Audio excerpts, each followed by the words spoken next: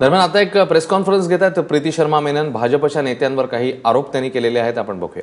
एक का नाम था महाराष्ट्र. अगर आप प्रेस नोट देखेंगे तो उसके दूसरे पन्ने पे उनका नाम है. ये जो 3 कॉन्ट्रैक्टर, ये जो 3 महिला मंडल थे, इनके खिलाफ लोग सुप्रीम कोर्ट गए. सुप्रीम कोर्ट ने एक कमीशन बिठाई मिस्टर मंदार की और मिस्टर सक्सेना की, जिसमें बिराज पटनायक जी ने एक रिपोर्ट लिखी और उसमें साफ अक्षरों में लिखा है सुप्रीम कोर्ट की कमीशन की रिपोर्ट में कि ये तीनों महिला मंडल फर्जी हैं. ये तीनों महिला मंडल फ्रंट हैं एग्रो कंपनीज के लिए.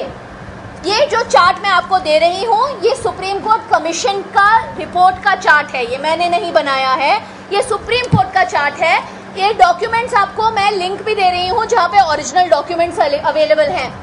वेंकटेश्वरा एक फ्रंट है 2 कंपनियों के लिए. एक उनमें से है स्वप्नील एग्रो जो एक सतीश मुंडे चलाते हैं. दूसरी है एक कंपनी पारस एग्रो जो एक पागड़िया चलाते हैं. महालक्ष्मी एक फ्रंट है 3 कंपनियों के लिए, इंडो एलाइट, साई फूड्स और एक कोटा दाल मिल. ये महाराष्ट्र में भी नहीं है, ये कोटा में है. और महाराष्ट्र के एक सागर फूड्स एक अग्रवाल परिवार चलाता है. सुप्रीम कोर्ट को ये दिखाई दिया कि इन तीनों के साइनिंग अथॉरिटीज पुरुष थे. इन तीनों का काम धाम पुरुष देख रहे थे. इनके पास कोई भी सुविधाएं नहीं थी महिला मंडल के पास काम करने की. ये सारा काम आउटसोर्स हो रहा था कॉन्ट्रैक्टर्स के पास. ये सब होने के बाद सुप्रीम कोर्ट ने बहुत स्ट्रिक्ट ऑर्डर दिए. उन्होंने बोला कि ऐसे फर्जी महिला मंडल्स को कॉन्ट्रैक्ट नहीं दिया जा सकता. सरकार को इंश्योर करना पड़ेगा, हर राज्य सरकार को, कि वो लोकल कॉन्ट्रैक्टर को ही ये काम दें. ऐसे कोई सेंट्रलाइज 3 कॉन्ट्रैक्टर पूरे महाराष्ट्र में दें, ये बिल्कुल भी एक्सेप्टेबल नहीं है. सुप्रीम कोर्ट की जजमेंट है 2012 का, जो केस 12 में जजमेंट है कि कॉन्ट्रैक्ट दिए जाएंगे सिर्फ और सिर्फ village self help groups, local communities, local महिला मंडल्स को. बहुत स्ट्रिक्ट आदेश थे. सेंट्रल गवर्नमेंट ने भी जो अपने एफिडेविट डाले, उन्होंने पूरी सहमति जताई. उन्होंने बोला हमारे सारे रूल्स ऐसे हैं जिसमें कहा जा रहा है कि बस लोकल सेल्फ हेल्प ग्रुप्स को ही ये कॉन्ट्रैक्ट देने हैं. तो 2013-14 में कांग्रेस गवर्नमेंट ने अपना रुख बदला. उनको डांट पड़ी, फटकार पड़ी, उनका स्कैम एक्सपोज हो गया, तो उनको जबरन अपना तरीका बदलना पड़ा और 375 लोकल महिला गट्स को कॉन्ट्रैक्ट दिए गए. इनमें से ये पिछले वालों को भी थोड़े कॉन्ट्रैक्ट मिले, लेकिन महिला गट्स जो यहाँ पे महिलाएं बैठी हुई हैं, इनके महिला गटों को अपने लोकल एरिया में आहार बनाने के लिए अपने लोकल एरिया की आंगनवाड़ियों को सप्लाई करने का कॉन्ट्रैक्ट दिया गया. इसके लिए इन महिला गट्स ने लोन्स लिए, 20, 25, 50 लाख के लोन लिए, मशीनरी डाली, लोगों को महिलाओं को साथ में जोड़ा, एम्प्लॉय किया और काम शुरू किया. काम काफ़ी ठीक ठाक चल रहा था. 2016 में पंकजा मुंडे ने फिर से टेंडर निकाला.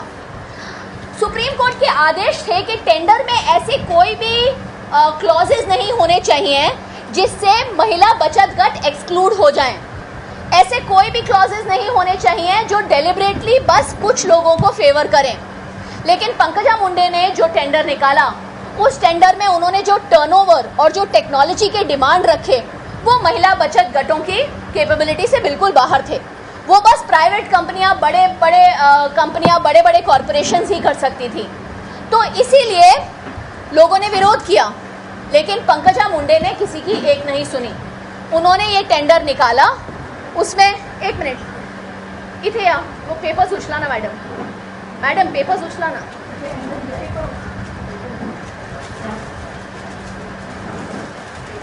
तो उन्होंने जो कॉन्ट्रैक्ट के क्लॉजेस रखे, उसमें ज़्यादा से ज़्यादा लोग तो डिस्क्वालीफाई हो गए. 375 में से कुछ 40 करीब आए थे प्री बिड मीटिंग के लिए, उसमें से भी डिस्क्वालीफाई होके उन्होंने बस 18 लोगों को कॉन्ट्रैक्ट दिया. 18 लोगों में मज़ेदार बात यह है कि 88% कॉन्ट्रैक्ट उन्होंने अभी अप्रैल 2017 में इन्हीं 3 कंपनीज को दिया है. इन्हीं 3 कंपनीज को जिनको सुप्रीम कोर्ट ने प्रूव कर दिया था कि ये फर्जी महिला मंडल हैं. पूरी विदाउट डाउट प्रूव कर दिया था, लेकिन उसके बावजूद इन 3 कंपनीज को 88% कॉन्ट्रैक्ट उन्होंने दिया है, जिसकी वैल्यू करीबन 3,500 करोड़ की होगी ड्यूरेशन ऑफ द कॉन्ट्रैक्ट. इतना ज़्यादा उनको एग्जैक्ट मैं आपको फिगर बता देती हूँ। इन 3 लोगों को मिलेगा 4805.78 का कॉन्ट्रैक्ट और बाकी 15 महिला गट्स को दिया गया है 633.5 करोड़ का कॉन्ट्रैक्ट। तो ये कॉन्ट्रैक्ट्स उन्होंने वापस बस कुछ कंपनीज को दिए और उनको सेंट्रलाइज कर दिया, लोकलाइज बिल्कुल भी नहीं किया। बात यहाँ खत्म नहीं होती है। हमने पता लगाने की कोशिश की। लोग तो कहते हैं कि सतीश मुंडे का और गोपीनाथ मुंडे के पुराने संबंध है, शायद रिश्तेदारी भी है। तो हमने तहकीकात करने लगा है कि पंकजा मुंडे का क्या उनसे कोई संबंध है। एक बहुत साफ साफ ऊपरी संबंध दिखाई दे रहा है। सतीश मुंडे के एक दूसरे बिजनेस में पार्टनर हैं अशोक जैन।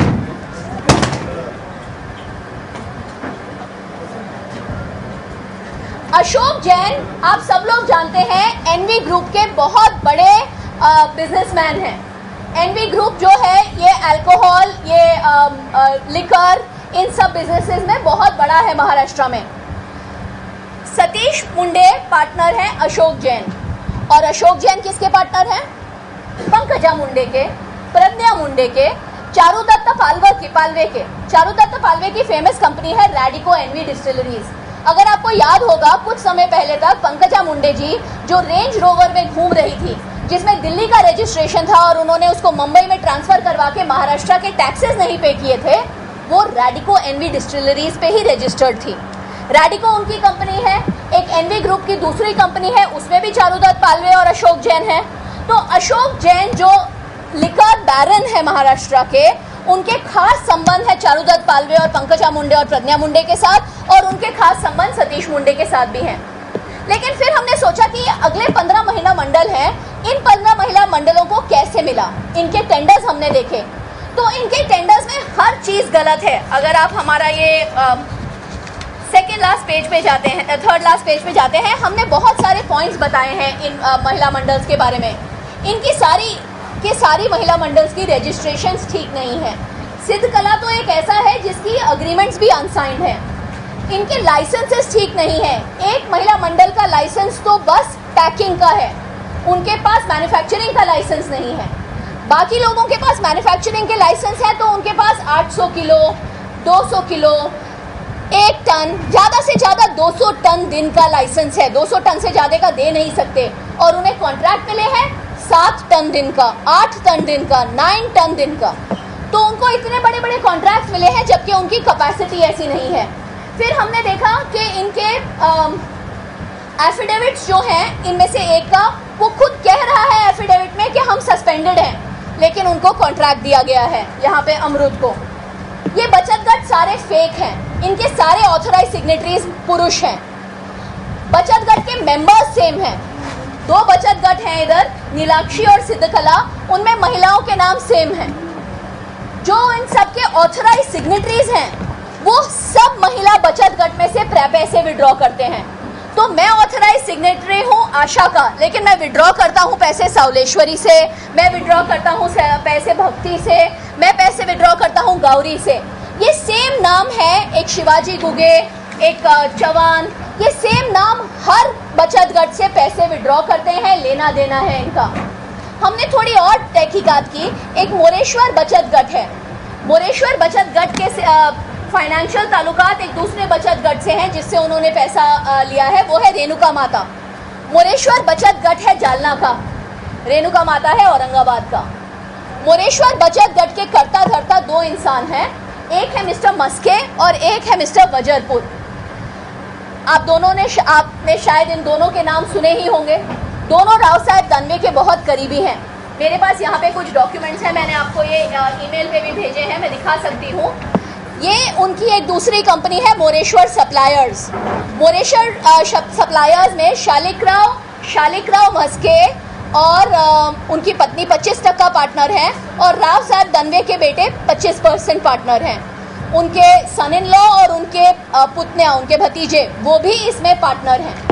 हमने इस कंपनी में और देखा कि कंपनी है मोरेश्वर सप्लायर्स, लेकिन उसका स्टैम्प पेपर लेके आते हैं अतुल वजरकर। ये स्टैम्प पेपर स्कैम हमने सारे बचत गट्स में देखा कि स्टैम्प पेपर एक बचत गट लाता है और सारे बचत गट के एफिडेविट्स उसी स्टैम्प पेपर पे हैं। उन्होंने खुद के नाम पे स्टैम्प पेपर्स भी नहीं खरीदे हैं। इसके आगे हमने देखा हमें दिखाई दिया कि मस्के जी ने जो अपना एफिडेविट दिया है, जिसमें वो उन्होंने एड्रेस दिया है कि मोरेश्वर सप्लायर्स का उनका क्या एड्रेस है, वो एड्रेस बीजेपी जालना ऑफिस का कार्यालय है। बीजेपी ऑफिस के कार्यालय से मिस्टर मस्के ऑपरेट करते हैं। उन्होंने वो अपना एड्रेस दिया गया है कि वो बीजेपी ऑफिस है, तो उनके करीबी ताल्लुकात हैं दनवे फैमिली के साथ। लेकिन उससे बड़ा प्रूफ, सबसे बड़ा प्रूफ हमें ये दिखा, इसके बारे में हम जानकारी जानना चाहते हैं। हम चीफ मिनिस्टर के सामने और पंकजा मुंडे के सामने और राव साहब दानवे के सामने ये सवाल रख रहे हैं। मोरेश्वर ने, हमने आपको पूरी बैलेंस शीट्स दी है, उन्होंने अपनी बैंक अकाउंट्स सबमिट किए हैं टेंडर के लिए। उनके बैंक अकाउंट में एक एंट्री है, जालना में बैंक ऑफ इंडिया का बैंक अकाउंट आरडी दनवे को 5 लाख रुपए देता है। मोरेश्वर अगर एक महिला मंडल है तो उन्होंने ये 5 लाख किस आरडी दनवे को दिए? जालना मेरा काफ़ी आना जाना रहता है, बहुत अच्छे पहचान के लोग हैं वहाँ पर, हमारे खोदकर साहब हैं, तोपे साहब हैं। तो मैंने जालना में बहुत तहकीकात की कि कोई और होंगे आरडी दनवे, बहुत आरडी दनवे हो सकते हैं, लेकिन मुझे तो नहीं मिले। इसीलिए मैं रिक्वेस्ट करूंगी इस सरकार से कि इंक्वायर करें कि ये कौन आरडी दनवे हैं जालना में जिनको मोरेश्वर संस्था से 5 लाख रुपए मिले हैं। एक महिला मंडल किसी पुरुष को 5 लाख किस बेसिस पे देता है? मैं आपको सारी बैंक स्टेटमेंट्स दूंगी इन महिला मंडल्स की, उस पर टोटल विड्रॉल। त्यामुळे अंगणवाडी घोटाळ्या प्रकरणी एक नवीन आरोप आता प्रीती शर्मा यांनी भाजपच्या नेत्यांवर, खास करून पंकजा मुंडे आणि रावसाहेब दानवे यांच्यावर केलेला आहे। सत्तेचा गैरवापर करून या संदर्भातली कंत्राटं मिळवली आहेत असा आरोप देखील प्रीती शर्मा यांनी केलेला आहे।